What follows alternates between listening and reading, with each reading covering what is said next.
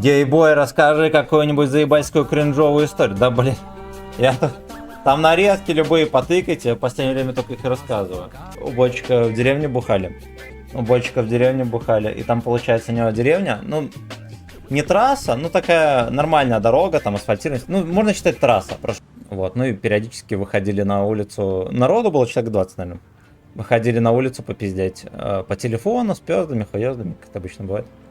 Вот, ну и уже темно, а там все время ходил этот пес, бегал рядом, такой довольный, хихи-ха-ха, ну такой дворовой.